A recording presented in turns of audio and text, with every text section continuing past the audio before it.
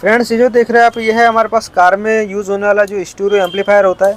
इसमें है कि 4440 आईसी लगी हुई थी। अधिकतर इसमें प्रॉब्लम ये आती है कि साउंड हमारा बंद हो जाता है और हमारा डेक पूरा चालू रहता है।